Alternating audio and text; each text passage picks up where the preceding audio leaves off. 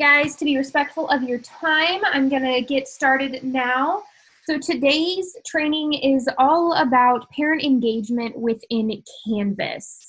So we have many different ways that we can communicate with parents within Canvas. Today's training is going to go over how to get a pairing code. Everything in this Google Slides also has a step-by-step guide linked in it as well, so that you can click on these. They'll be hyperlinked, and you can click on them and download them and send them to parents in emails, or you can print them out whenever you get back to school in the fall. Whatever it is that you want to do, this will be available on our YouTube channel. So we're going to go over how to get a pairing code, a pre-made handout for parents so that they know how to do it, and then communicating with parents, the different ways that we communicate with parents within Canvas. So the very first thing that we're going to do is I'm just going to show you how to get a pairing code. And as you can see, we have a hyperlink right here in the little circle that shows you a printout on how to do this, but it's pretty simple on how to get a pairing code for a student. So I'm just going to go into one of my courses, and then on the far left-hand side, you have a People's tab. Now, eSchool automatically populates your courses for you and fills them up with all of your students. So you will have a list of all of your students for that course.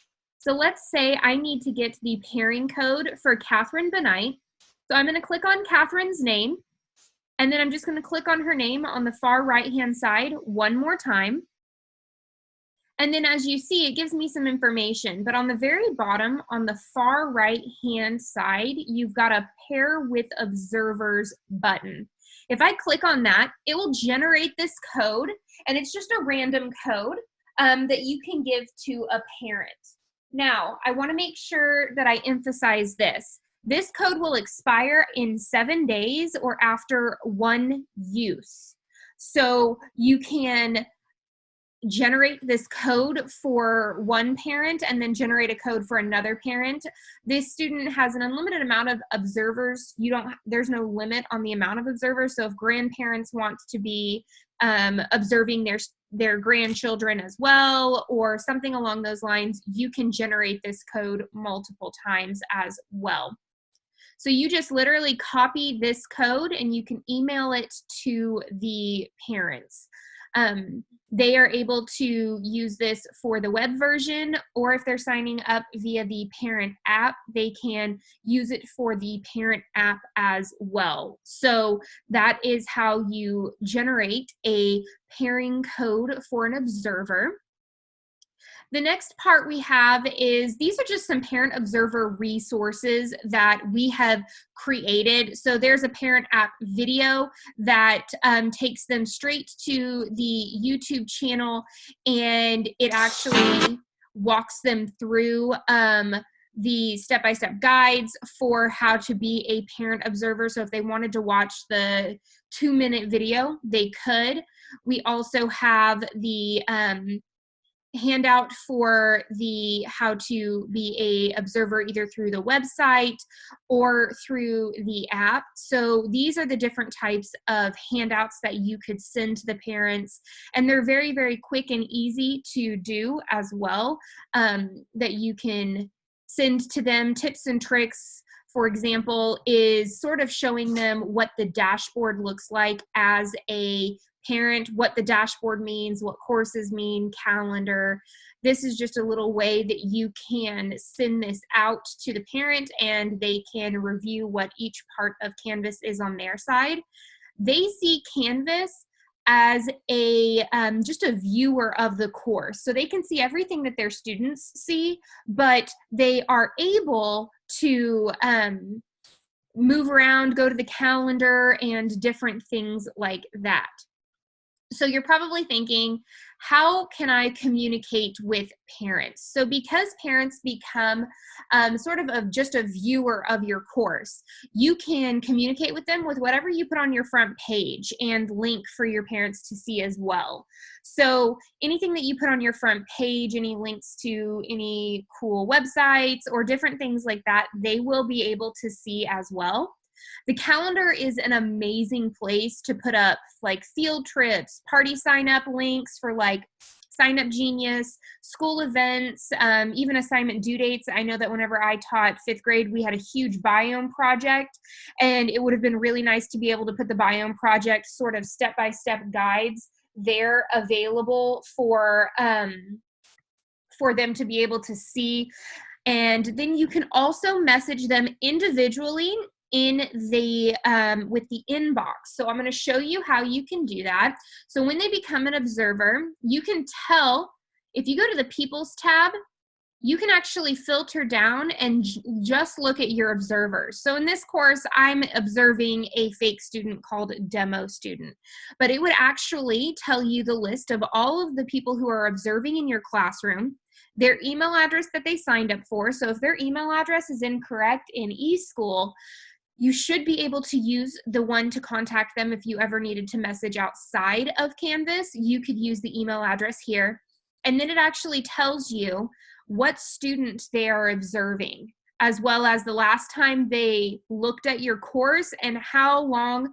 There's the total activity column, which tells them how long they've actually been using or looking or viewing at your course.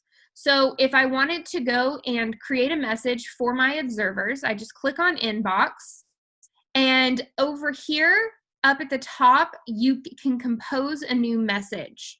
So I'm just going to select my course. I'm just going to select the course that I know my observers in, and then I can click the little address box on the far right-hand side, and I can just click Observers and click All Observers. And I could put, Valentine's party reminder, and then I could put the Sign Up Genius here.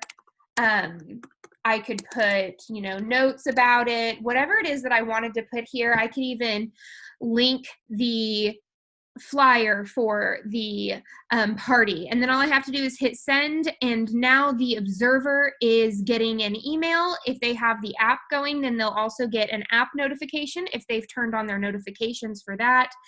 And if they sign in just to the regular box, they'll be able to see that they have an inbox message in here as well. So it's really, really nice to be able to have sort of like a one place where they can go in and they can look and communicate, they can see things. And it sort of cuts you having to use Class Dojo, Remind 101, emails, all of these different outlets that that teachers are having to use to communicate with teachers or with parents. This is really, really nice to be able to do. So that's sort of the quick and easy sort of way that you can use Canvas as a way for parent engagement. Does anybody have any questions, any comments, or maybe some ways that you might use this that I haven't thought of for parent communications? You can unmute yourself, or you can sort of type in the group chat as well, and I would love to answer any of your questions.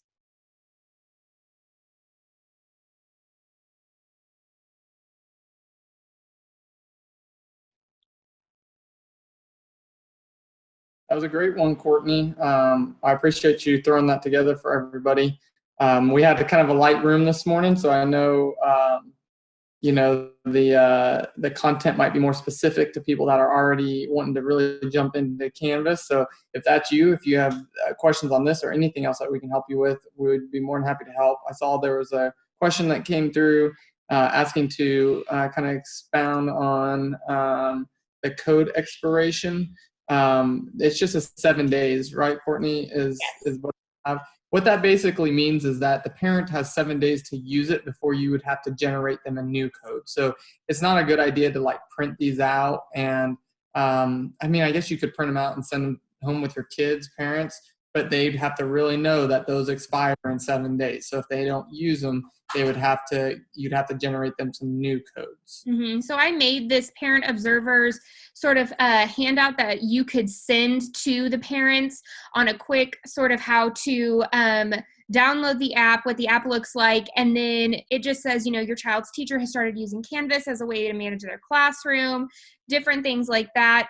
And then it was a place where when my elementary teachers were in session, they could write down the code and write down the expiration date for it as well. There are an unlimited amount of codes that you can make. So even though it expires, you can always just give them a new one pretty easily as well. Okay, so I think this may be obvious, but so just for clarification, once they use it, and they have to use it within the time frame, once they use it, they're set. It's not like they're set for from their child being in your classroom all the way through their senior year. Okay, because I'm just thinking if it says expire, I could understand some people saying, but I can only use this once, but I can only, observe for 7 days. But what it is that's the initiation code, and once in, they stay in. Yes, ma'am. Exactly. Okay, terrific.